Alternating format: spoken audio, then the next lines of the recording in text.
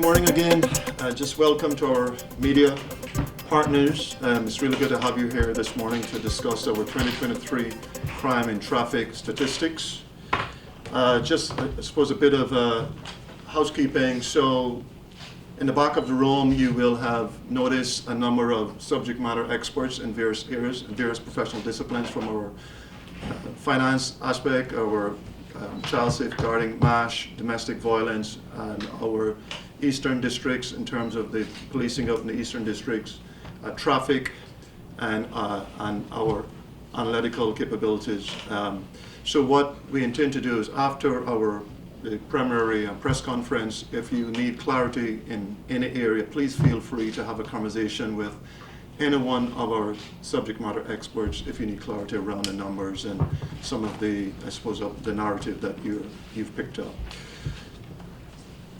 To my left, Detective Superintendent Peter Lansdon, who is in charge of the crime portfolio, is here to ably support me in terms of the presentation as far as serious violent crime, major crime investigations, and he will certainly provide any clarity you need in terms of investigations. To my right, Chief Superintendent Brad Banks, who is here to able to support me in terms of all matters relating to the uniform frontline services. So that goes from the general call for service on frontline to your community policing, addressing community concerns, and other areas. So all of those issues, Chief Superintendent Banks will more than happy answer the questions as best as he can.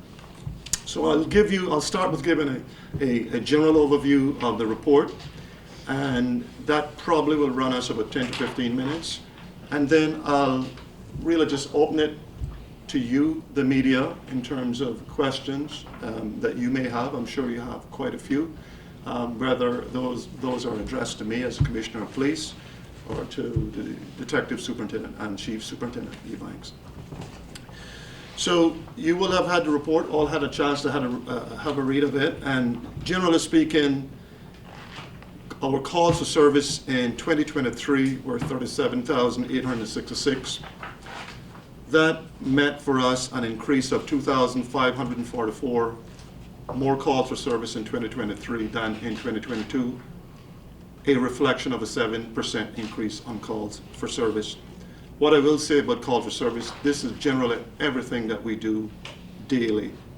And 5 big categories of those call for services were the call for service in civil disputes, public environment, road traffic collisions, alarm calls, and person in distress, which represent actually 36% of all calls for service. Georgetown, the District of Georgetown accounts for just over 50% of all call for service. And that's probably, I think, a good representation based on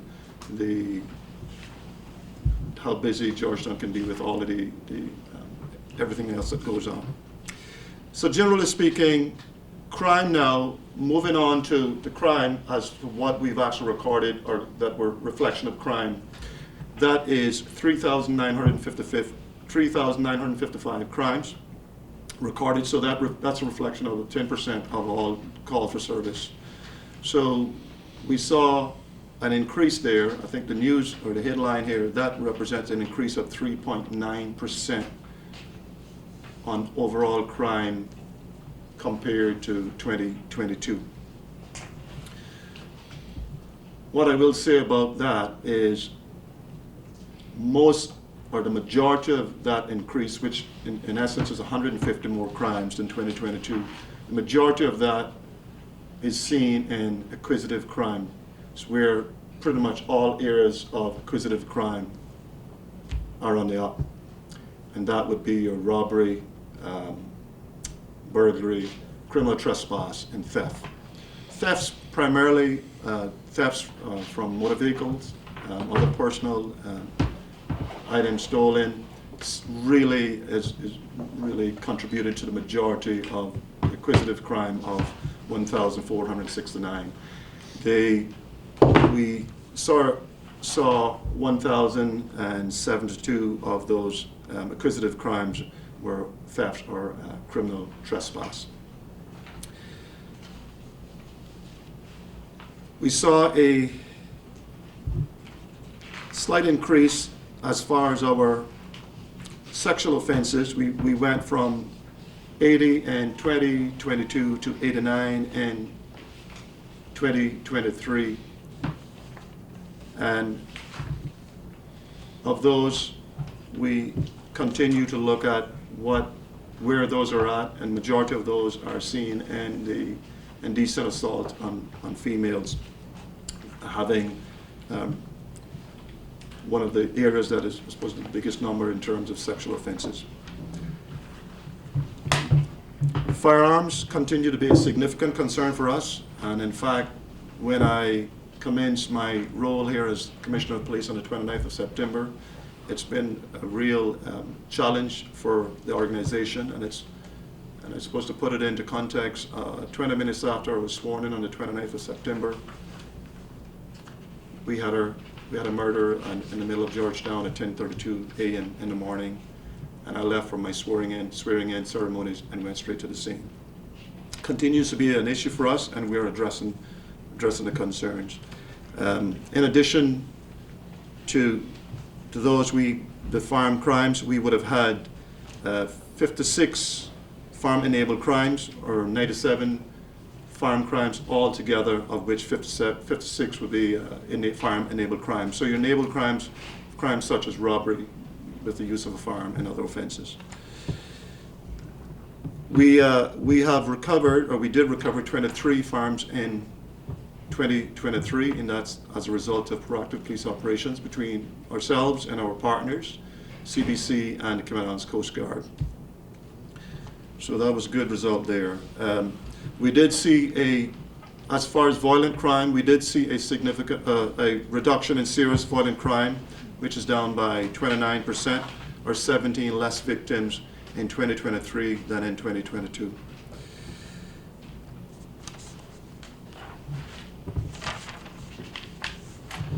Domestic violence continue to be an issue for us. As far as our response, we have a zero tolerance to domestic violence, and you would have seen on the report where we investigated 399 in 2023 as opposed to 377 in 2022, which is a reflection of a 6% increase, or 22 more victims. Now, what I will say about that for me as an indication that public trust and confidence in making reports to the police will be dealt with robustly. So that, I think, is a positive sign that victims in domestic violence have confidence that the police will investigate their matters. Hence, we would have seen an increase in reports.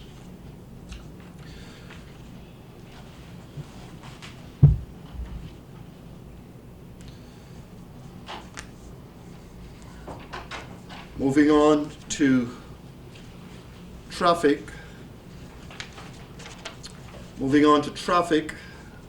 Road traffic collisions continue to be a constant and continue to rise. It's an issue for us. We recognize that. In 2023, we had 3,196 road traffic collisions, of which 9 involved road fatalities. That was down, and as far as our road traffic fatalities, 9 in 2023 from 15 in 2022. Now, road traffic collisions altogether increased by an increase of 281 more road traffic collisions, or 11% increase, which is a reflection of 6 to 1 road traffic collisions per week, or 8.7 road traffic collisions per day.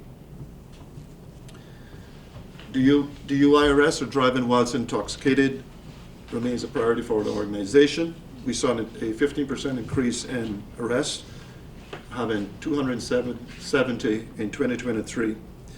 Some quick numbers there as far as the levels. We would have seen a 43% of those DUI arrests were double the current limit. 27% were 3 times the current limit, and 9% were between that 0.7% and the old limit. Prosecutions continue. We've had a significant increase in prosecutions there, which We prosecuted 10,716 persons in 2023 for traffic violations, of which 4,654 were for speeding traffic tickets, for speeding. That's a representation of 52% increase on 2022.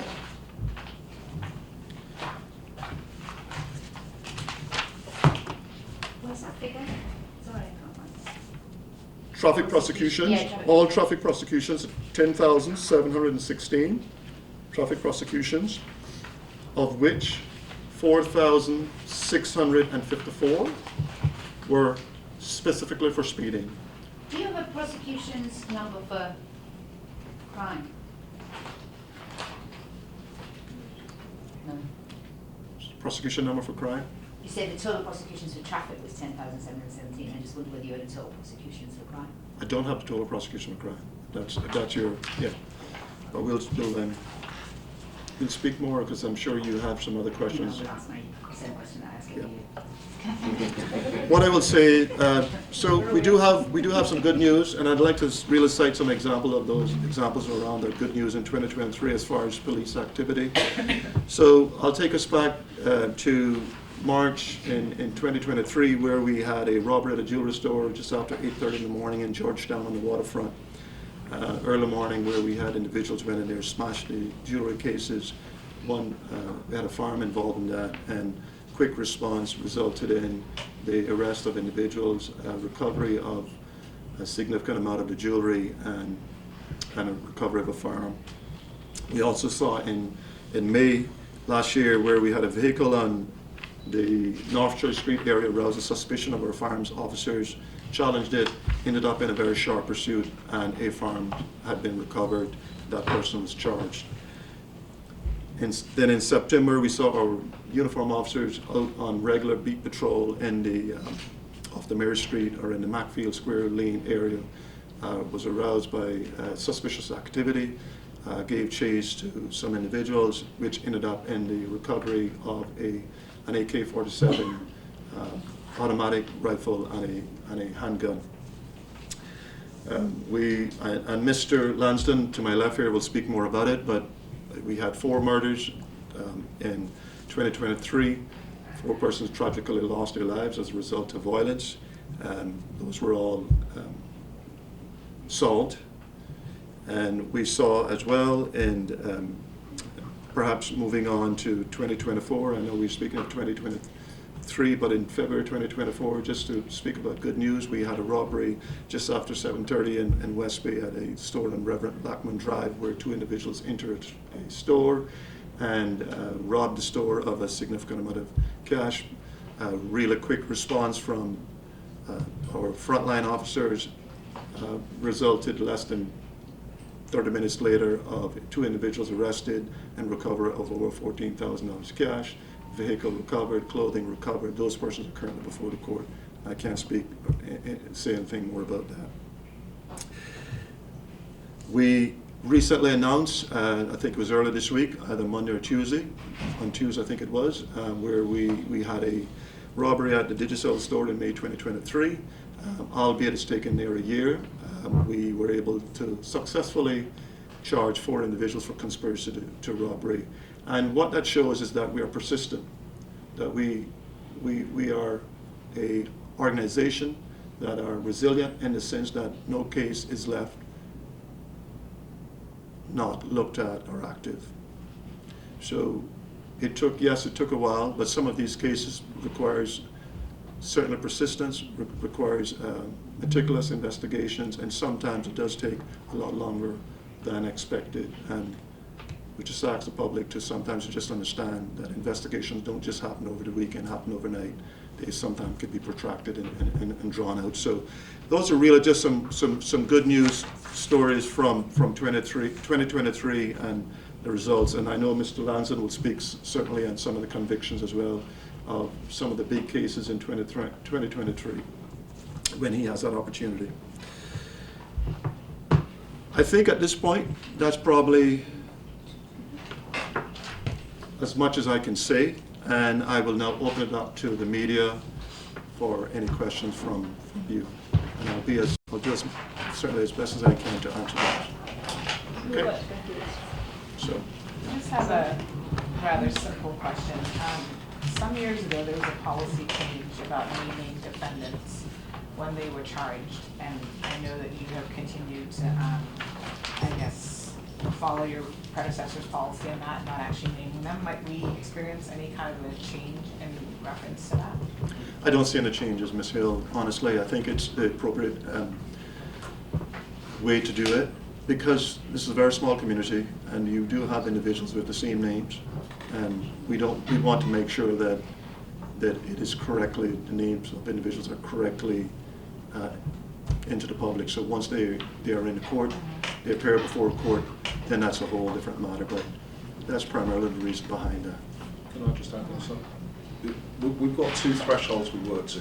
There's some matters that are serious crime that we work on a threshold test. So we charge on bare minimum evidence because of the threat, the risk, the person needs to be kept in custody. Sometimes investigations aren't complete. Identification is generally a slow process that needs to take place. If we publish the name and photographs are published of that individual, it compromises the ID procedures. No, So- I mean, once you've actually charged them. Yeah, so at we that charge point- on threshold, which Okay. might mean identification procedures haven't taken place. So we don't publish their name because we've got investigative processes still to do, and we don't want them compromised. It really worries us when names and faces are published before we finish our investigation. So if we've got good reason for doing it, we don't want that compromised. But to tag on to that, there's an exception, for example, when the RCIPS names this is a wanted person that they're looking for. The reason we sometimes delay that is because we have to complete identification processes and make sure our investigation isn't compromised by putting his name and face out. So that's why we sometimes have to have lengthy delays while we finish our investigation elements. Yeah. Yeah, I don't think it's a question. I would just, it would be really helpful if we could find a way there, because what this does for us, because of the way the court system works, is sometimes it's really difficult for us to match up somebody that you've charged with a crime on the list, because it's not always listed what that crime was. Or at all. Or at all. So we may miss important public interest cases because we're just not aware of who it is that you've charged, and then their name comes on the list, but we don't put that together with a murder or a robbery or whatever. Do you understand what I mean? Yeah. Which is why, obviously, we understand that you would never do it for an arrest, but it used to be done for charging, and I don't ever remember there being any major problems with it. Well, it's a policy decision that we took a few years ago, and I intend to remain with that policy. Now, I'm not saying I would review it depending on the circumstances, but it would have to be under very exceptional circumstances that we sway away from that.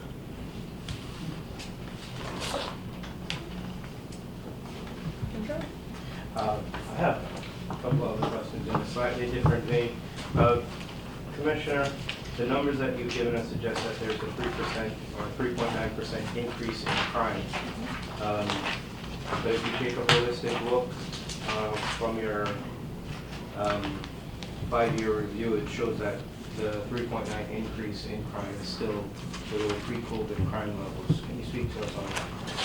So we've purposely provided that so you could have a look over the past 5 years. So you would have noticed that, generally speaking, crime is relatively stable in that sense. Of course, we saw the levels in 2019, but then of course you had 2020 and 2021, where you obviously had because of what was happening at the time, a significant drop.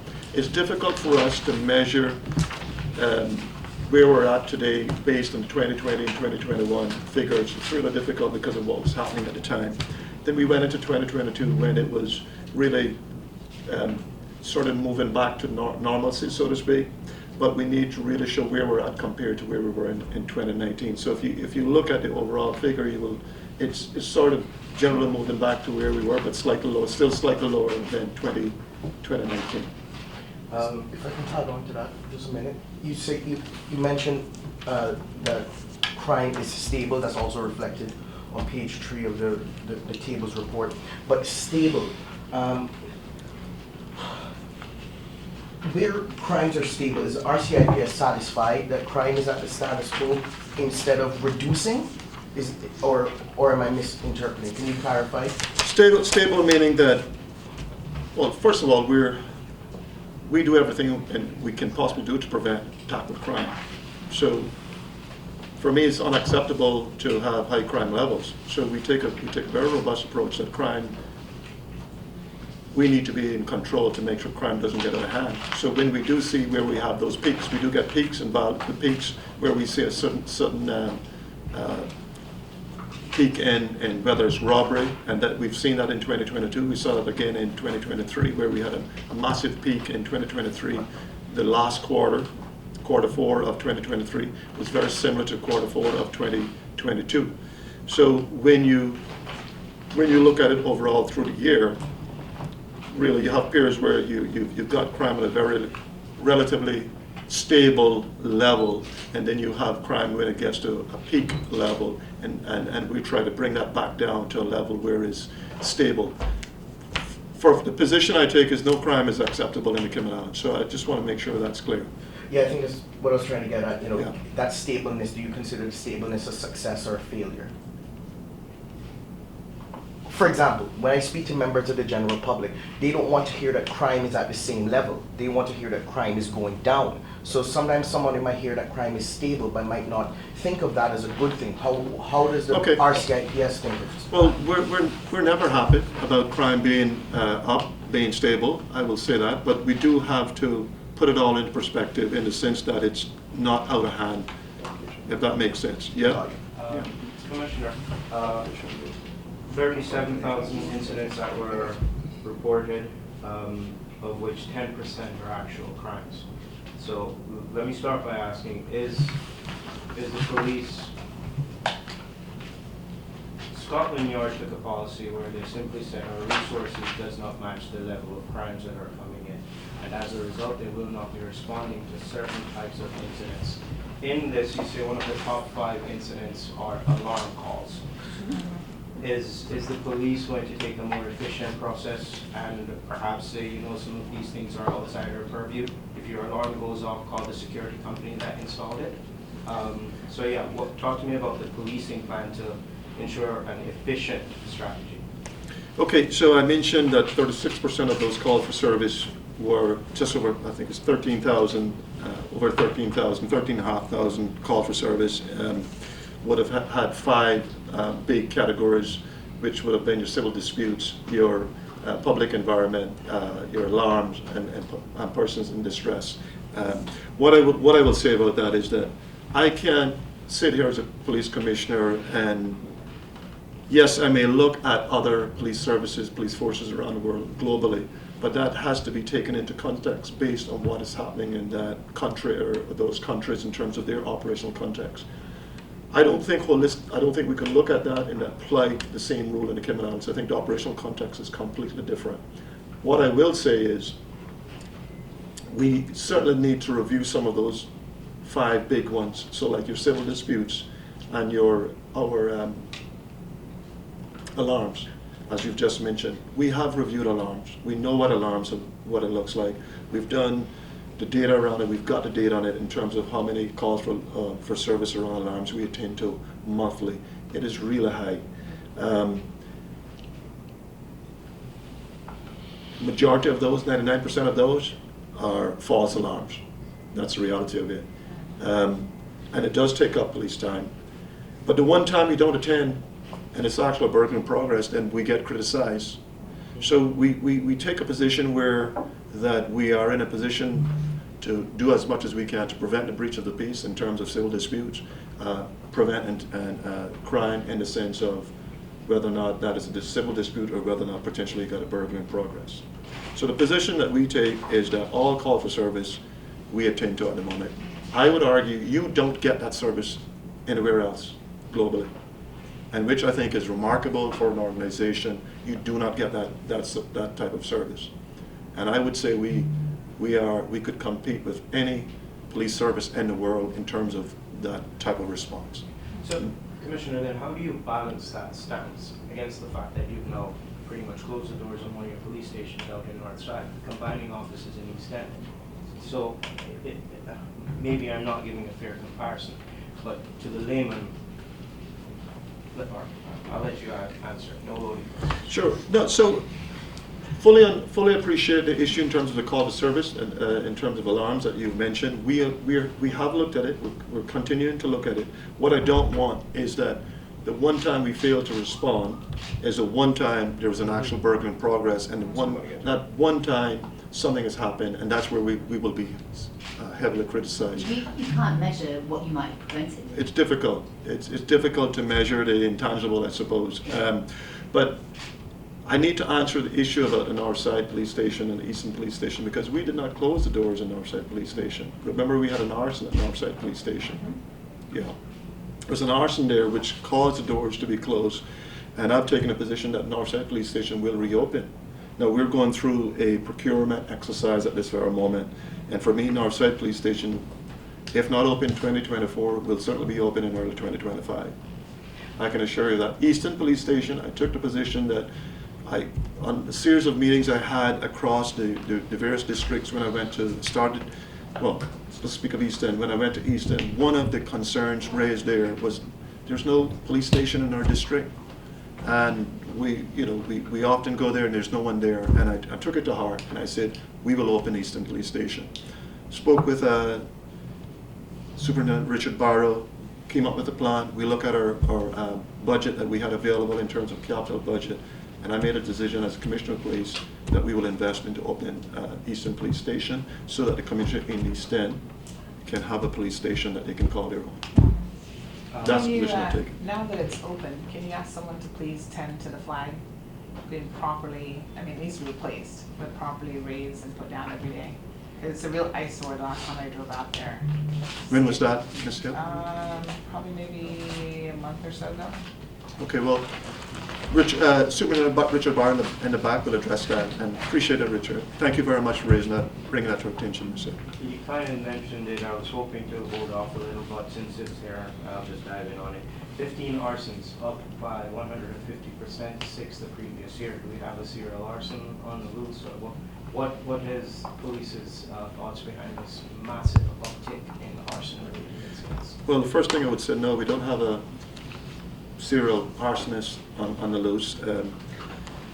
What we have seen is an increase as far as vehicle fires and the like. Not sure if Mr. Lansdowne wants to provide more detailed response to it, but generally speaking, it's around your vehicles. Separate incidents. All separate incidents. It's not, whereas before we were aware of an individual who we would certainly consider an arsonist who is currently serving 6 years in prison at Norfolk Prison. Is that maybe tied into the lesser offense of insurance fraud? Is there any indication that? There's no indication of that, and this is where these conferences become difficult, because if I tell you what our perception of these arsons is, it's giving criminals an idea what to do in the future. But we find that vehicles used in crimes are burnt out. Is that what most of the arsons are? That makes sense. A number, and we don't want to publicise that. I don't want criminals to know that. Yeah. So, But I think they know that already. but we don't need to reinforce If it. they've ever watched, But it's also, TV, they know that that's what you do. public discussion, it's not something less percent, you can't, we've got Right, to the sell side. We've seen. You're not in on it, see, they've thought about it long before you did. Yeah. We've seen an uptick in it recently. Yeah. And that's just like, they're a bit smart, crazy. They watch TV. Yeah. But I think that sort of answers part of the question. Can I ask my annual question? Sure. Well, what would you Thank you. say? Thank you, gentlemen. Can you tell us, have you yet come up with a way to tell us how you're doing in terms of solving crime and what measurements you've managed to come up with that can tell us that? Okay, so I can provide an answer for you. We have recently written and ratified a crime recording and detection policy. That crime recording and detection policy was passed towards the end of the year. I've signed off on that, but in all honesty, honestly, Wait. Ms. Ledger, the issue for me now is because of the outcomes. We've got 17 outcomes of which we need to train our staff on what that looks like, how you record that as a detection. We're going through that process at the moment. It's not something that can be done overnight. It requires training of all staff. It requires the training of supervisors, training of our staff, and that's a journey we're currently on. So what I will say is that come 2024, you have every right to ask Commissioner Walton about the 2025, you have every right to ask Commissioner Walton about the 2024 detections. So this year, next, when we do this next year, I might This have to time get next a year. figure. when This we- time next year, you will have a figure because we now have a proper policy. It took a while, and it started with my predecessor. I took ownership over it, and we drove it through to the end of 2023, and now it's official policy in the RCIPS, which is a crime recording and detection policy, which makes it explicitly clear to all staff as to what to do, what is a crime, what is not a crime, how do you record that, what is a detection, what is not a detection. Judy? Yeah, sorry. Mr. Lansdowne, we have a lot of... Can I just say though, because I think it's important, because we've been having this discussion for a few years now. Yeah. It's important that we've reached that stage. Yeah. What I intend to do, because we've written that policy so as it's a public-facing policy, you can read it. So our I was going to intent, say, is it public? our intent is to post it on our website, so you as the media feel free to go on there and read it, have a read of it yourselves. I'm sure at some point you'll have some questions for our media team about it. But that's the position I've taken and the position going forward. Fantastic, thank you. I have more questions for the Commissioner of Police, but I just have 3 for Mr. Lansdowne that I don't want to forget. I looked through the report and I made 3 lists. All the crimes that went up, all the crimes that went down, all the crimes that stayed the same. The crimes that remained stable or increased seem a bit more, or not bit, severely more severe than those that decreased. The ones that decreased, while good, aren't as severe.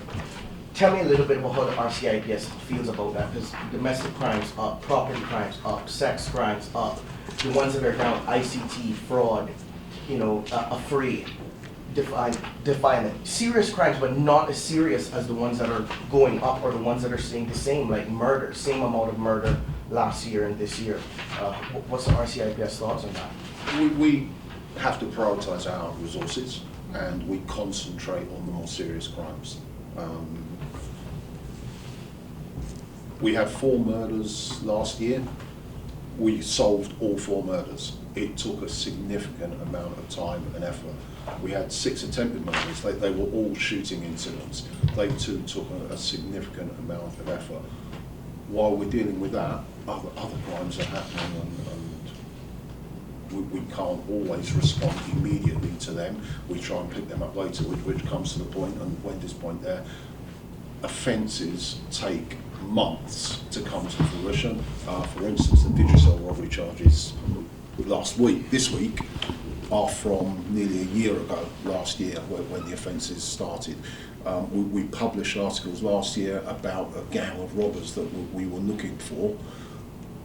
Most of those individuals have, at some point over the last year, been charged with an offence or another, been displaced and stopped from committing crime. We will always reprioritise our efforts, and at the moment, for me, robberies, gun crime are our priority. Serious violent crime has gone down. Right. Talk about organised crime. I looked in the report, serious organised crime. Were they more or less compared to last year? I know it mentioned stuff like 84 warrants, 60 arrests, but how does that compare to previous years? Is it up, down? The activity around serious organised crime, I think it's gone up. It's difficult to quantify. Searches, arrests, prosecutions, convictions. I think the activity has gone up slightly. We've certainly reformed yet another task force type crime unit to deal with the serious organised, the gang crime unit from the robberies and the firearms incidents that we had at the end of the year, and they have been successful and on the ground doing more searches and more warrants. I think this week alone we've had 2 firearms recovered, 2 criminal groups arrested, because it's a whole team effort. So the whole of RCIPS is prioritising their work towards serious and organised crime. But it was a traffic officer who found the firearm and stopped the car. So it's a whole team effort. Everybody's moving in the same direction now. So with the rise in serious crimes, are there alternatives that the RCIPS is considering, things that you guys have not done that maybe you guys are speaking, hey, we can try this to see if we can get serious crime down more? We've certainly formed with the new unit that are just doing more proactivity. So we're trying to get on the front foot rather than be reactive. Yes, we're always looking at technical options and alternative options for conventional policing. Can you share some of those with us? No. Worth a shot. Worth a shot. I think it's important to raise the point that, look, when we saw an increase in robberies towards the end of 2023, we looked at increasing our visibility, whether it's disrupting or targeting these persons involved in that level of criminality. When we saw the uptick in the gang violence that we were having, the tit-for-tat shootings, we formed this group of 18 officers across the organization. In addition to the 18 we would have had, they're led by a chief inspector and an inspector, and that's because we want to suppress this early and nip this in the bud. That has resulted so far this year, and up to yesterday we had executed 32 farm warrants. We've had significant seizures in drugs. We've had ammunition and firearms recovered and persons arrested. So it's the key there is that we have our own officers internally that are quite capable to deal with these issues, and we look internally to look at all our skill sets or the key individuals that we can pull together to help with this situation. And it's a partnership approach. So CBC has helped us a lot this year with firearms recoveries, and that is different methods of firearms being brought into the island. Speaking of firearms, can you give us an update on firearms numbers since the last press briefing with the shooting at Edbush Field? Sorry, firearm numbers in the sense of How much has been recovered? okay, yes. So we recovered 23 in we recovered 23 firearms in 2023, of which 9 were recovered by CBC and the remainder we recovered. But the point, are you speaking about ballistic reports? Every time the RCIPS says that they've taken a gun off the street, I think the last number was 89. I was just wondering if you. Oh, I see. So 2023 last year, 5 already this year. Oh, sorry. So 2023 we recovered 23 firearms. So far this year has been 5 firearms. So 28 firearms in the last between 2023 and present. But if I go back to 2020, that would be 66 over the past 5 years. Since 2020, we have removed 66 firearms from the streets. Yeah, I think Please he was forgive me, I asking asked how the wrong many question. were Yes. actually outstanding. Yes, outstanding. Believed Gotcha. to be in the Yes, system. that was my mistake. So my as fault. of today, as of today, that number is 92. At the moment, it's 92 firearms that we are saying were used on our streets at some point, of which they are still outstanding and not recovered. That's going back over a significant But period. I'm going back to 2017. So since the inception of the ballistic hub, that's where I'm, so over the past 7 or 8 years. How quickly are you able to connect a gun to a crime now with the hub? 48 hours is 48 hours. yeah. Sandra, you had a question? Yeah, it's in relation to firearms as well, and the importation of firearms. I noted that you have Mr. Scotland here, and there's a lot of concern, especially in the eastern districts. I mean, I get people in East End all the time saying, oh, another boat has come in, you know, they've offloaded drugs and guns and ammunition and whatever. What's being done, I guess, is a question for Mr. Scotland. What initiatives are really being done to curtail the importation of drugs? So firearms, sorry. So we know we've got potentially 92 out there. There could be more, obviously, you'd have to admit that you just are unaware of. CBC, from the airport side of things, seems to be doing some work. I mean, there've been a number of sort of high-profile cases, but a lot of people just have a sense that there's a lot coming in on the canoe boats, and we don't hear a whole lot about apprehensions in that sense. So can we get some figures Well, there? I think holistically, when you look at border security, we look beyond, there's obviously the maritime aspect of it, so, but we look at border security holistically, so you not only do you look at the maritime aspect in terms of what is not, I suppose, regulated, the unregulated boats coming into the country, i.e. your canoes, which Commander Scott and his team over there at the Coast Guard are in charge of, and they're doing everything to possibly stop that. You would have seen earlier this year we had a successful interception, or Mr. Scotland's team had a successful interception while out on patrol, and those persons have since been charged. But you also have to look at the aspect of the border in a broad sense in terms of land, air and sea, so to speak. Which is why that collaboration, that partnership with CBC, Coast Guard and ourselves is crucial to securing our border. What I would suggest is perhaps afterwards, maybe after we're done here, if you could have a side conversation, discussion with Commander Scotland in terms of what they're doing over there as far as the Coast Guard is concerned. But I think specifically on your point there is when we intercede a boat, quite often the objects are thrown overboard. Right. Ganja floats, guns sink. So we recover the ganja. If there was a dump, we probably lose it at that point. and we are aware that because the smugglers are really concerned about being caught with firearms, because it's a 20-year term of imprisonment. They'd rather be caught with the ganja as opposed to the guns, so to speak. And so those guns are easily disposable in the sense they're easy to get to and dispose before the interception takes place. And I think while I'm at it, I may as well say, because it's why it's so important, the whole maritime route and protection in terms of securing our borders, is getting to your point. You saw in 2023 where we recovered a farm on our street that obviously traveled from Jamaica to here, that was involved in 5 murders in Jamaica. We recovered another farm in January this year. An individual is currently charged. I can't say a lot about that, but that farm is connected to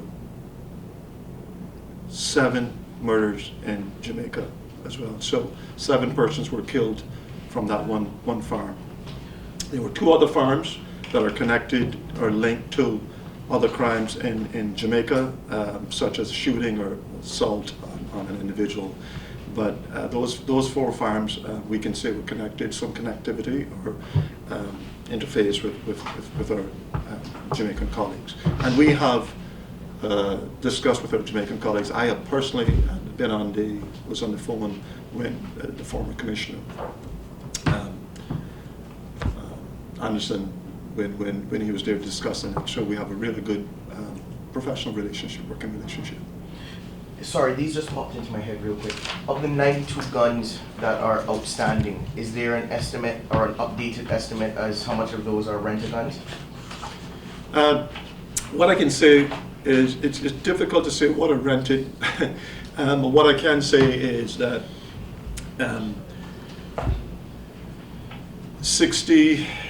21 of those guns would have been used in at least 2 or more crimes on island, 20. twice or more. So the remainder would have been, there were no previous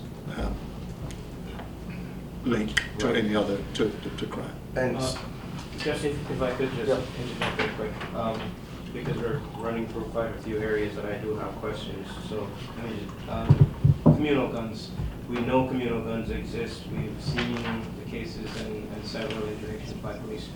What are you doing to actually bust the caches, the warehouse, not warehouses, but the actual safe houses for these guns that are clearly out and about and accessible to people? What are we doing to get to these guns? Well, what I will say there, Andrea, is that, and I made the point earlier, that in the last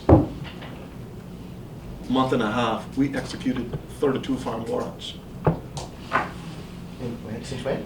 In the last month and a half, we executed 32 farm warrants. Now, out of the 32 farm warrants, we recovered minimal as far as firearms. We had the magazine with ammunition, and we had another firearm. So the point there is that not because we are cited on the individuals who are involved in this lifestyle, in terms of this gang lifestyle that I had spoken of previously, means every time that we execute a warrant at those addresses or persons associated with it, means that you will find a firearm.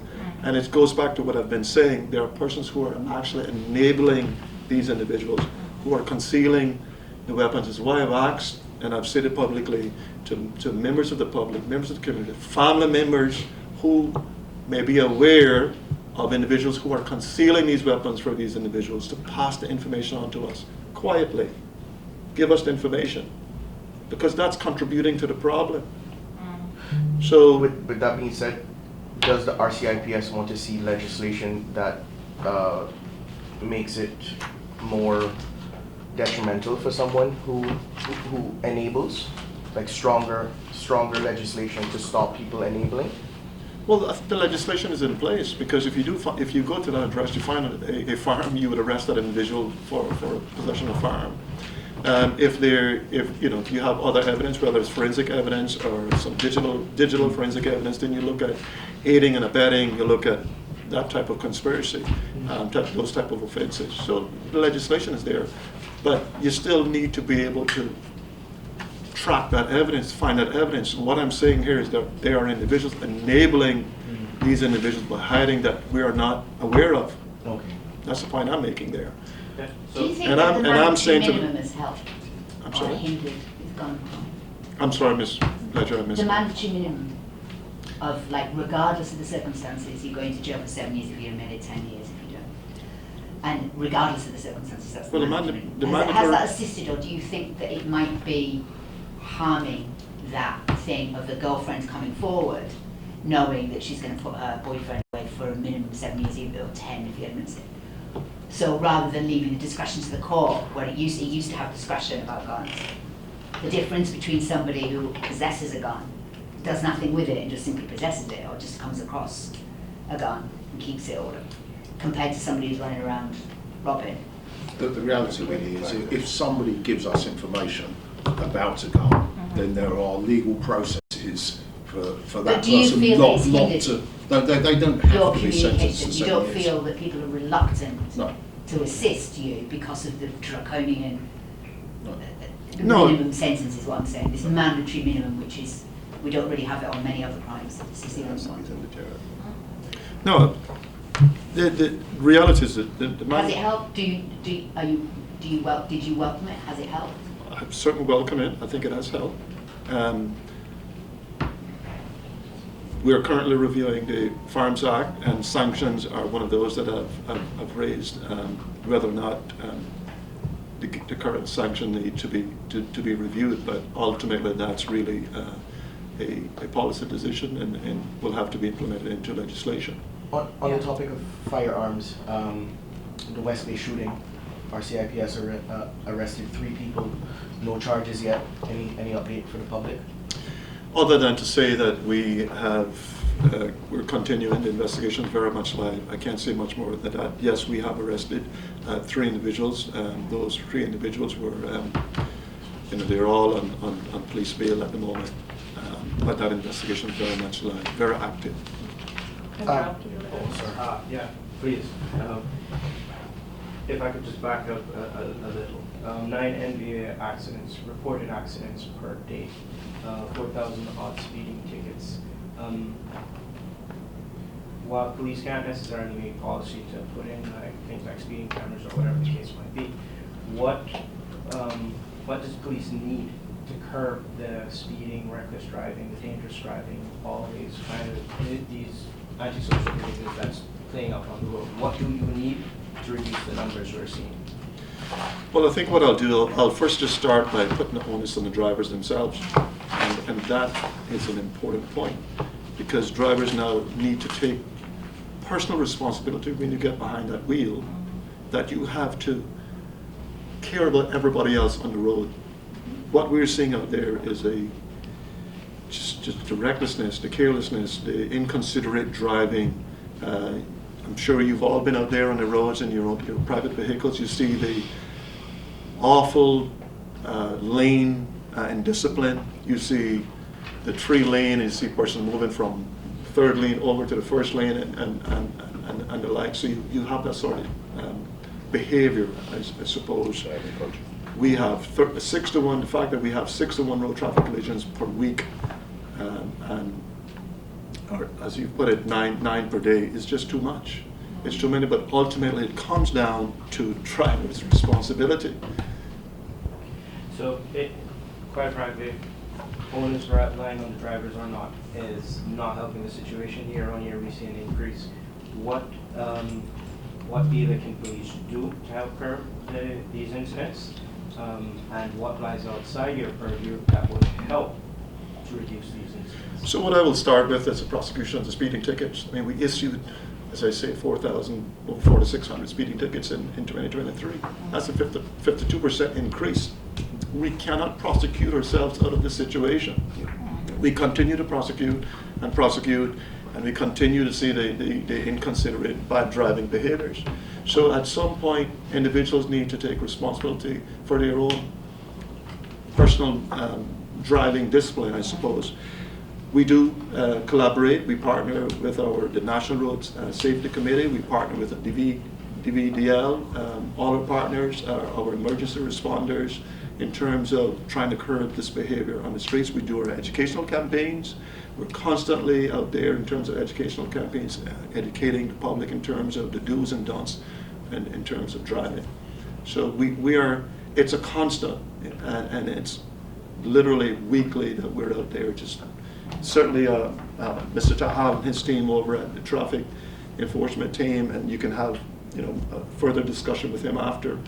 He can speak more in terms of what his staff is doing. I am constantly looking as police commissioner in terms of our traffic enforcement and the deployment and the resourcing of our traffic unit.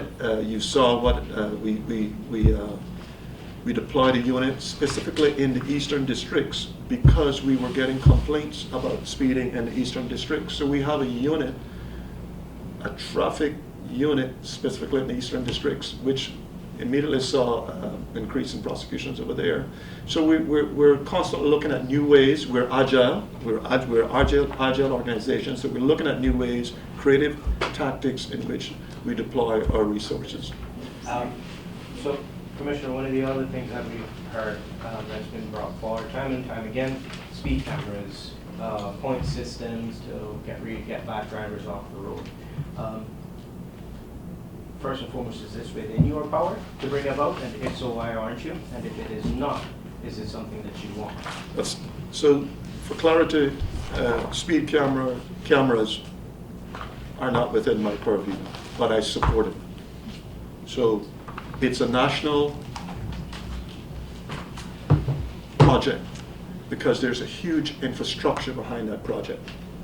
So, no different than your national CCTV. The same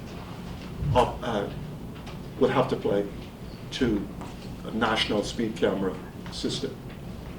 Sorry, I am very supportive of that as a police commissioner, because I think it would be a good way to look at our resources, needing less traffic officers, I suppose, but certainly will help enhance our traffic enforcement if we have speed cameras in certain areas around the island that perhaps Mr. Tahal and his team, Mr. Barr and his team over in Eastern Districts, because of the resources on the roads. So certainly would be welcome. I'm supportive of it, but certainly that is a national project of which the National Roads Safety Committee is, it's an area that we're looking at. I form part of that National Road Safety Committee, and it is certainly one of the areas that we're looking at. That being speed camera, in addition to how a point system would work in the Caymans. But there's a huge infrastructure behind all of that. Sorry, Dean. Yeah, sorry, just to clarify, so looking at this 14% increase then in traffic offenses overall, how much of that is coming down to increased or more strategic policing, and how much of it seems to be more of an increase in instances? The increase is due to proactivity. That's really where the increase is. The increase is because Mr. Tahal and his team and Mr. Barr and his team over in the Eastern Districts, and as far as traffic enforcement, has been very proactive in terms of traffic enforcement and those areas, various areas in terms of speeding or curtailing inconsiderate driving, careless driving, or prosecuting people for temporal offenses, but generally speaking across traffic. I'm just conscious that I really want to engage Chief Superintendent Ebanks in all the traffic-related matters, so if it's okay, Yes. he can be engaged in that. I have Yeah. three questions. Sorry, just a minute, we've got 20 minutes left, just to let everyone know, so.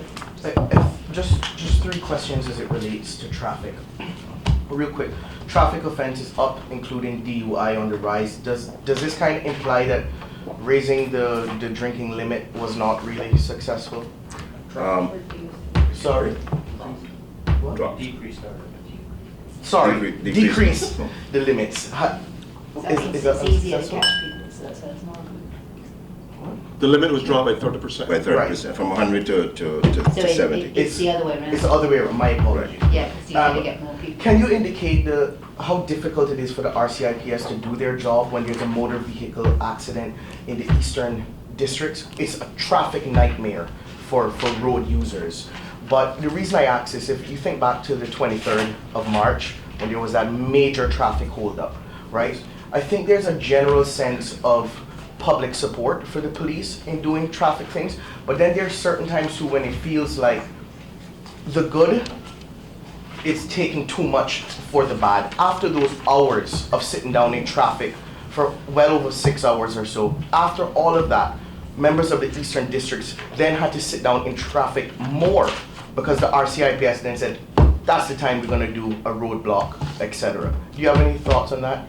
Okay, so the RCIPS has a policy really that we don't, or unwritten policy, that we don't really do roadblocks, static duties, etc. during the peak hours of traffic. What about yesterday? I'm not sure about that, I'm not aware of that, but that is our stance. That during peak hours we do not really do these roadblocks for the whole of traffic getting from place to place. So if that has taken place, certainly we're not aware of that. I'm not aware of that. Yesterday on Shamrock Road, sir, in front of Countryside, there, when people were driving home in the 5 o'clock traffic, there was a roadblock, scanning of tags that increased traffic. I'm saying the public supports that the RCIPS needs to do this, but what balance, or how does the RCIPS balance that the good is going to suffer for the bad, but not too much? Right. Okay, so as I said, we have a really unwritten policy not to do road enforcements during peak hours. So we will certainly look at that and address that. We are aware that these are critical times for a person to commute. So we'll look at that. Just secondly, you make mention of the incident where there was an accident, and I think it was a CUC pole that had, okay. That's a road infrastructure issue. And we certainly support the need for more roads that will assist with the commute between Georgetown, and the Eastern Districts. The fact remains that any incident between Savannah and East End, alternatives are very, very limited. Now, the police, in relation to that incident, we've done our part. We investigated the accident. It is the follow-up of the emergency response. When I say that, I mean CUC. This took a very, very long time to finish their job, what they had to do. I think this incident, there was some high tension poles that were involved, which took a very, very long time. We done our best to try to divert the traffic through the limited means and areas that we could. But certainly, there is a need for additional road infrastructure, especially for the Eastern Districts. I'm cognizant of time. I have a couple questions outside of that, so if I could, Sarge, I'd just jump over to another section. Plus, I have my annual question with the Commissioner. We now have one person before the courts for a slew of horrible, horrible offenses against minors.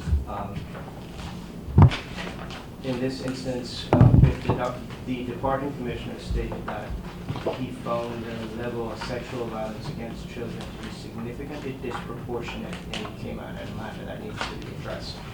How is the police going about detecting these crimes, and what are we doing to bring these perpetrators to the courts? Well, I'll provide a overview of it, and I'll invite Detective Superintendent Lansdowne if you wish to add any additional, I suppose, answers to your question. We also have Detective Inspector Anderson Taylor here from the MASH, and can speak of that. But what I will certainly say from the corporate level, my position as Commissioner of Police, in fact, I've put it as one of my 6 top strategic priorities, and that is protecting the vulnerable, the most vulnerable, those at-risk persons, of which I'm speaking of not only adults who are at risk, but certainly children.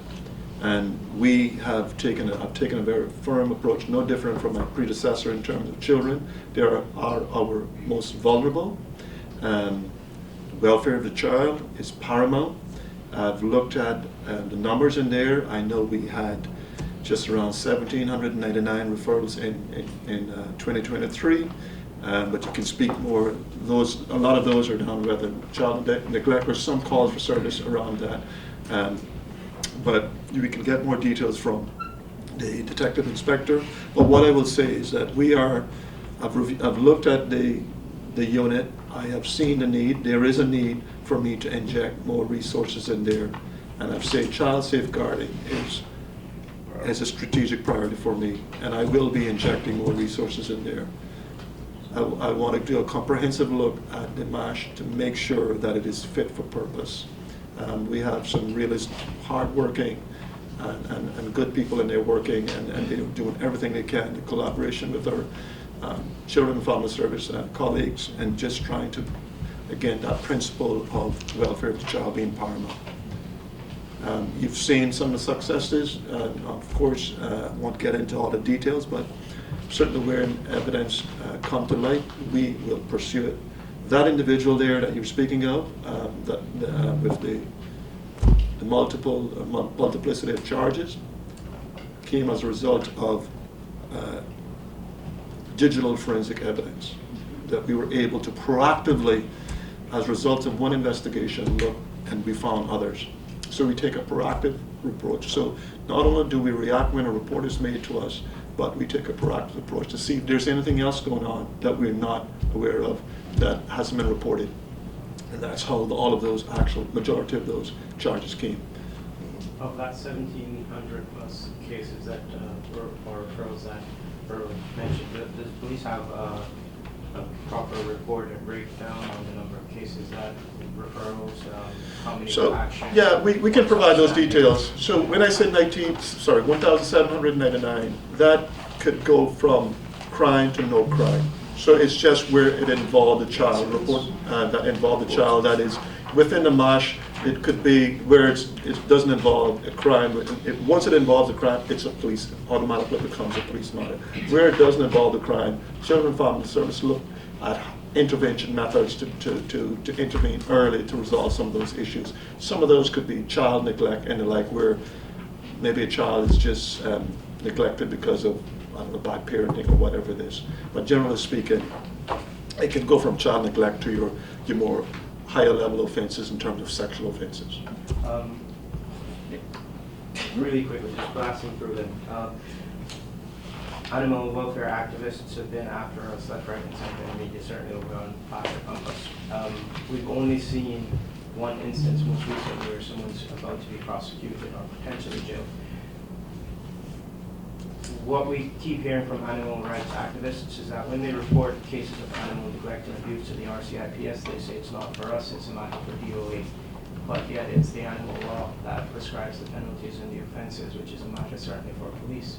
What's police doing to address these, the reports that they're getting about animal cruelty and or Well, what I would say is that if you actually, when you read the Animals Act, it gives the powers to the animal welfare officer, same powers as a constable. So the animal welfare officer has exact powers as a constable, and likewise we'll have the same powers as an animal welfare officer under the Animals Act. We collaborate with our DOA partners and colleagues in terms of where there's a report made that certainly where we've seen animals have attacked victims, and we embark on an investigation. We collaborate with our DOA partners in terms of seizing that animal. There's an investigation, so that partnership continues very much. I think there's a misconception. There's multiple agencies in Cayman that can bring prosecutions. Right. And we're working with them, we're assisting them. Yeah. We've just done interview training, we've done statement taking. We will help them submit files if we have to, but it has been a default. Any prosecution should be done by the police. That isn't the case. We can't take on every single investigation. So we are actively working with partner agencies, upskilling them, assisting them in bringing prosecutions as well. And just recently, we actually delivered an interview statement taking techniques, to investigative techniques, training to our DOA colleagues that would be responsible for investigating reports around animals being abused and neglect, that sort. And it all depends on the nature of the report as well. If it's something that can be handed over to the Department of DOA for them to deal with and doesn't require immediate police intervention, then we more than. Yeah, I mean, generally speaking, that's a whole area that, there needs to be more staffing. There simply aren't enough animal welfare officers. They know that, and there's other elements of criminality where certain people are likely to keep certain types of dogs in order to keep the police and others away from their yard. So it's really interesting. Brad will know, unfortunately, my experiences with, just these dogs are uncontrollable and the owners, don't really seem to care very much. I think legislatively there has to be a stronger approach as well, so that any dog that actually has attacked, whether a person or another dog unprovoked, needs to just be put down. Well, I know the Animals Act is actually being reviewed. I'm well aware of that because I've been in discussions with the director, or acting director, Mr. Critchlow. We were just sat in here a few weeks ago, actually, about 2 or 3 weeks ago, discussing it. And so I know, because we do recognize when that law was written, it probably wasn't written to deal with today's issues. So he, has recognized there's a lot of issues. We've discussed it from a policing perspective as well as from a DOA as to, what we see some of the challenges out there, and he's picked up a lot of those. So that is going through that process at the moment in terms of that review. Just one final quick question. I know that the police were given these, what are they called, ATV vehicles. I haven't seen any lately anywhere. Are they still around, or where are they? And then just police on bicycles, and is it possible to get more patrol presence at Public Beach? Because anytime you go to Public Beach with your family, the smoke of ganja, marijuana, and God knows what else just permeates the air, and you have visitors and families complaining that they can't use the bathroom facilities without being approached by someone trying to sell them drugs and other paraphernalia. And we've had those complaints in the past, and you're 100% correct in the sense that it certainly doesn't look good in the Cayman Islands or in a public beach, and you have various types of nefarious activities. We have done a number of operations there. We've partnered with our public lands colleagues. We've done policing operations. We've arrested individuals for drugs and the like. In addition to that, what I would say about the community policing aspect in terms of the ATVs, we still have the 2 ATVs. They haven't been deployed for quite some time. I've looked at the whole community policing deployment and what that looks like. My superintendent, Williams, who has that portfolio, is revising a refresh community policing approach, if we could put it that way. So, which will include looking at getting into your areas, your communities where on foot or on pedal cycles, whether it's pedal cycles, whether it's the electronic cycles. We're just reviewing all that at the moment, but we are taking a refresh approach to it because we do realize that the concerns raised by the community we get concerns literally every week about issues in these small communities. Example, we're getting complaints all the time about the Macfield Square, that area, and we did an operation there on Friday night, arrested 3 individuals, drugs recovered and significant amount of cash recovered. So we're listening to our community. We're doing everything we can possibly do to address those concerns. And some of those will be looking at the community policing and our style around community policing and how that looks really.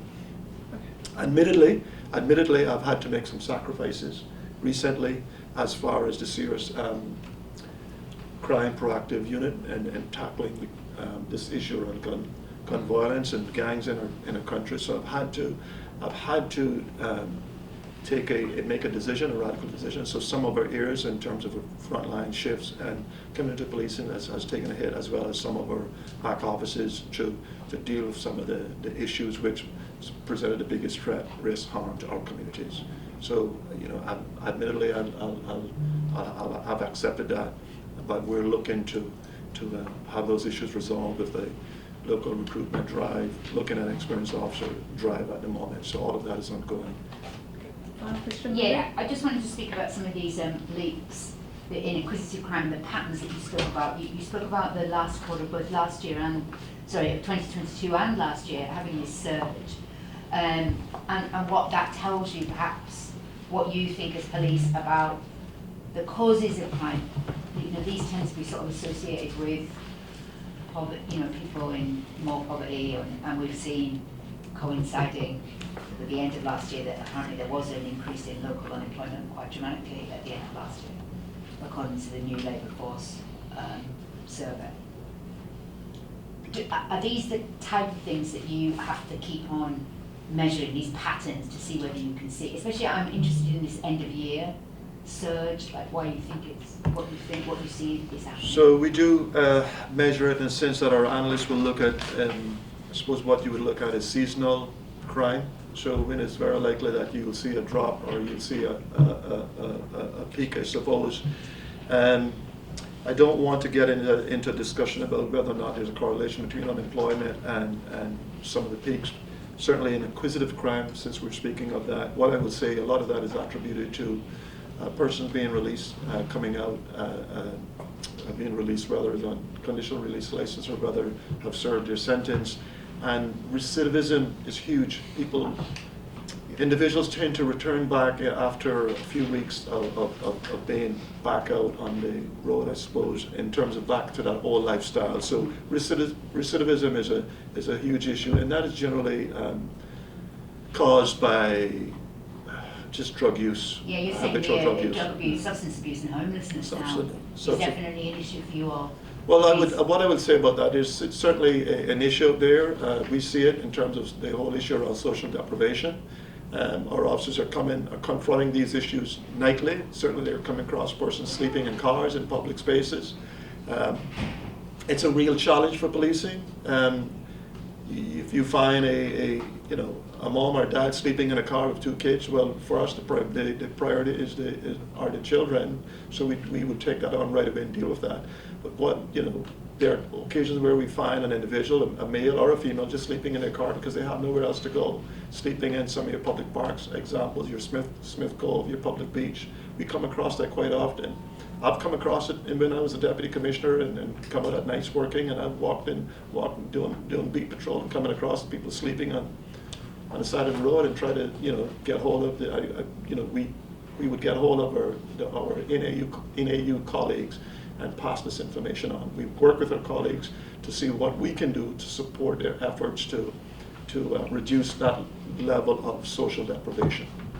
Do you feel that the uniformed officers are stretched thin, that you guys just need a whole lot more police officers, or do you feel that with the current level of crime that the RCIPS is managing it well? Okay. So what I would say that there's definitely a need to grow.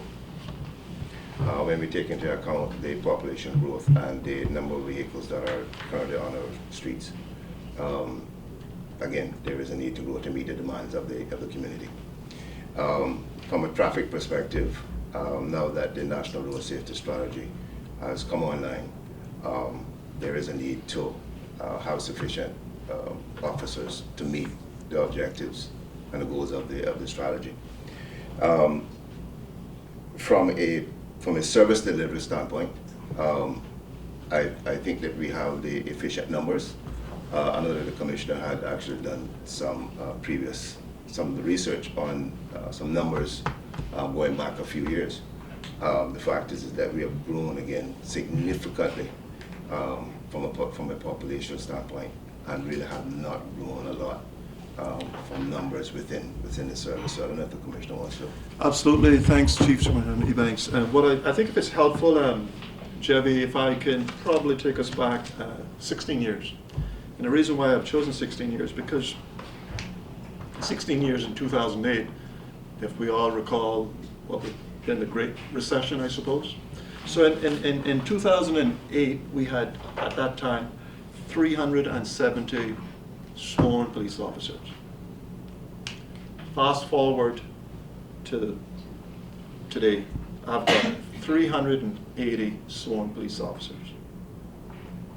So that's a difference of 10. Now, the numbers overall, and as staff was concerned back in 2008, were 437 total staff. That's because we had 6 or 7 support staff or non-police officers or support staff that really backbone of the organization.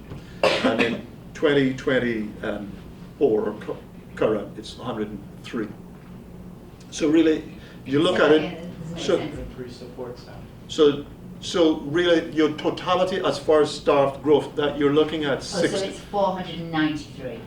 So the current levels, RCIPS levels, 483, okay, 483 versus 2008, 437. So that's a difference of 46. Yeah. But of the 46, of that, That's support staff as well. You had extra, you said. of the increase, that 46, that increase from 16 years ago, only 10 are police officers. So the bulk of that increase is in our support staff. Now, to put that in perspective, the population back in 2008 was 57,000 just over 57,009. Today is over 81,000. I think it's 81,500 people. 85,000. Well, there you go. So when we then consider the organization, and when I've said growth, and when we met previously, I said the organization has to grow. That's because you need to future-proof. Any police organization has to be future-proof for added resilience. Crime evolves, which means our policing, investigative skills will evolve, because we're dealing with different threats that are on the horizon. So as an example, we had that capacity, we grew from 2008 to 2024 at this very point. We grew in areas such as our Cayman's Bureau of Financial Investigations, CIPFI as it's commonly called, our digital forensic hub. We had neither back in 08. Our ballistics hub, we had no ballistic hub back in 08. The FOI legislation was enacted in 09. We had our DPA was enacted in 2017. We had a procurement and estates group, and our air operations. We had no air operations unit in 2008. So over 16 years, all I'm saying here is that capacity building grew exponentially because we had to meet the demands. Of course, that now means, well, you've built these areas, you now need to put people in them. And we wouldn't have grown unless there was a need. So in actuality, the fact that we've grown 10 officers in 16 years, I would argue majority of those I had to divert to some of my other areas, or we've had to as an organization into these areas I've just mentioned, which also includes our HR and our finance, because we had to grow in our finance based on the internal controls, robust internal controls in our HR processes. So that capacity building is all I'm saying is that the reality is that in 16 years, from a frontline policing perspective, we've only grown by 10 officers. Are you getting traction from those with the purse strings? What I will say is I'm well supported as a police service. We are well supported by the Cayman Islands government. We're well supported. And we had a budget of $57.6 million that was afforded to us for the 2024 and 2025 budget. So we're well supported.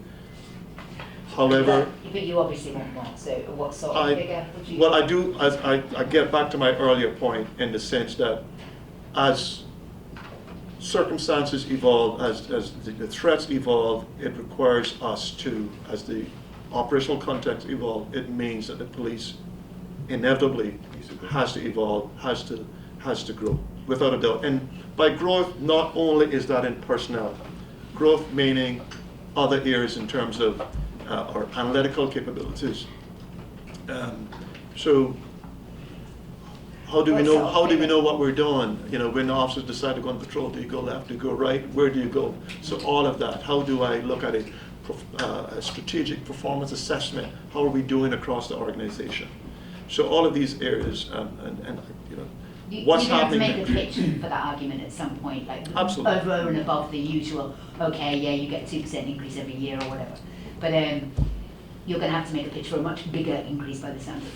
And like, what sort of figure do you think is what you really like, money-wise? How much do you really need? I don't throw figures out like that. I'm a very. You must know. I think everyone anyone in here will tell you. I would think they would tell you I'm a very put a lot of thought into what that looks like in terms of the demands, and that's demands across crime front, demands in terms of the back office, demands on what's on the horizon, what is likely coming next, and everything else. So. But I really don't want to put a figure. I know what the figure is, but I'm not saying. What that. about head count? Yes, I was about to say. If you ain't said the money. I have a head count because then you'll go and calculate the figure. So I. So very well done, Ben. Well done. So all of the recruitment drives that we see the RCIPS taking on over the years, that's just been to replace officers? Like that's just shrinkage in the force? So we are an organization, natural attrition, whether a person decide not to stay or for one reason or another, we had to part ways. We tend to average between 15 and 20 staff per year, and that was no different in 2020. Percent of head count, so you lose 15 to 20 people a year. Attrition normally is between 15 and 20 annually, and that figures, you know, that projection is quite accurate. Up to 2023, we had 17 leavers, so to speak, but we had a intake of 78, so in that 6 to 1. And does that include retirement? Everything, yeah, everything. It's just whatever reason we parted ways. It could be retirement, it could be non-renewal contracts. It's not great. Yeah. It's not. Andrew. my final two then. Cyber crimes, financial crimes. Last year we saw where pig butchering was a massive issue. People being ripped off as much as $1 million CI. What are we doing? What is police doing to bolster the detection of financial crimes and thwart financial crimes, as well as to recover the money that people are losing, and to, sorry to drag on, but and to also stem terrorist financing for our financial sector? Good question, Andrew. We've got one of our experts here, Victoria. She runs the Bureau of Financial Investigation, which deals with international crime, but we've also got a separate financial crime unit that does predicate local crime. We've rebuilt that unit this year, restructured it completely. Sergeant Neville Bradshaw's down there. They've had some amazing successes. I made some notes there. Just the rental scam jobs from last year. You know, people charged with, one was charged with 36 offences, one was charged with 10 offences. The shutter frauds, 13 offences. They've had some good convictions. There's 40 or 50 offences that get reported and dealt with by one individual. So the local team are dealing with that, and they've had, I think it was nearly $1 million in seizures and restraints and money nexus to Cayman, because that's all local crime. Probably the more impressive is the international crime unit there, who talked to Victoria afterwards. I think it's nearly $30 million internationally that have been recovered, restrained, that are available to be returned to victims, and a lot of it's virtual currency and cyber, Bitcoin and things like that. But they are doing an awful lot of work. They're doing all of the international inquiries, and we get 25, 30 requests a year from international agencies for support and assistance. They deal with all of those as well. So they're doing 20 odd of their own investigations, plus doing inquiries from the FRA, from the international, and sending inquiries out abroad as well. So we're doing an awful lot, and it's taken us off the grey list. You know, we've done pretty well in that respect. But it's growing exponentially. It's growing all the time. There's more and more fraud. Just this year, we've had these American scammers who have come over here and have just. That's international crime in reality. All of the information they've harvested and gathered has come from abroad. So every inquiry we have to do for victims, for banks, is based abroad. So it's going to take months and months and months of work to get to the bottom of it. It went to the point I said, we're charged on a threshold, on a bare minimum, but there's reams of work still to go on. And at some point we have to draw a line. You know, we've got 3 Americans living here with no income, no way of staying on the island until we can conduct and finish all these investigations. So that becomes a priority, to try and get that before the courts. But talk to Victoria afterwards, I'm sure she'll give you. Can I just piggyback off of that real quick? Because one of the biggest ones that I get daily complaints about is immigration and work permit frauds. And unfortunately, most of the time the police tell them this is a civil matter, we can't help you. Immigration, WRC says, if they haven't put in the permit, it has nothing to do with us, it's a police matter, it's potentially theft, go to the police. So they resort to coming to me, and then we try to get them their money back if we can. But even this morning, I understand that there were 2 Filipino nationals that came in yesterday via the airport, thought that they had a valid work permit, come to find out that they didn't. They sent some person or agency here all this money, only to be told, nope, this was a scam, you have to turn around and go back. I know the one that was coming out of Jamaica recently with the Cayman workforce group. I mean, they were very, very organized, had an Instagram present, TikTok videos, hundreds of thousands of views, and really mining a lot of people, getting testimonials, and then later on you hear the person say, oh, well, I didn't know what I was really giving a testimonial for, because they were paid a couple bucks just to do a video testimonial.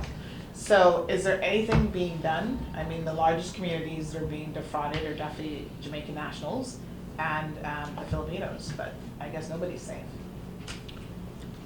We work with immigration, and this is what I said before. Immigration can bring prosecutions, and we work there. The problem with a lot of those scams is the offenders are still going to be abroad. It's not often the offenders are on island here, and the threshold then for extradition and bringing them here is almost impossible to achieve. Just to be clear, WORC has said to me that it's nothing they can do about it in law Yep. if a permit hasn't actually been submitted. So there's the rare case where the person submits the work permit, but that's not normally the case. They're just taking the collecting it, individual's yeah. money and they do it for multiple people and then no work permit is ever submitted. So, yeah. Is that being done locally? Yes, The money? yeah. So the individuals are on island Yeah. and taking money is what you're Yeah. saying? Okay, so what I think perhaps the best way to deal with this today is just let us have a look at it. Mhm. If we have those sort of complaints, we'll have a review of it. Yeah. Yeah. Commissioner, put the report aside. I just want to get your personal reflection. Since you've been in the role, how is it going so far? What are the lessons that have been learned? What do you think of the first 4 years for 2024 and the outlook? First 4 for- months. First 4 months. Sorry. You First fast 4 forward, months. you fast I am forward. retired a little bit too. First 4 months of 2024 and the outlook for the rest of the year. Okay, thanks, Javi. It's been what I would say, a real roller coaster of a tenure, I suppose, since I became the commissioner and signed on the 29th of September last year. And that first experience was 20 minutes after, as I mentioned earlier, when we had a murder on our streets in Georgetown at 10:32. So literally 20 minutes after being sworn in, we had a murder. I did say back when it became public that I was the designated person to take over the commissioner position, that I was under absolutely no illusion as to what was in store. I knew very much what was likely coming. Yet still went ahead to take this job on because it's really important for me to say this as well, that I couldn't do this without the support. I couldn't do this without the support of everyone in this room and others out there in various sectors across the organization, without my command team and everyone involved in this process. We want to keep this ship on a journey. We're on a straight ahead bearing. There are times we may need to slow down, pause, and reflect a bit. And I'd like to say right now, over the past 7 years, we've been on this journey. When I didn't have much time for reflection, if I'm honest, because it was always in fast forward. It was one level, as far as the level of criminality, when we went, they had an uptick, as you well aware of, in terms of the tit for tat, gang on gangs. We were going into a series of robberies. So I've had very little time to reflect, but it didn't mean that I stopped or we didn't achieve a lot. With the team, we were able to produce our strategic policing plan. We were able to go out there and meet the community, hear their concerns.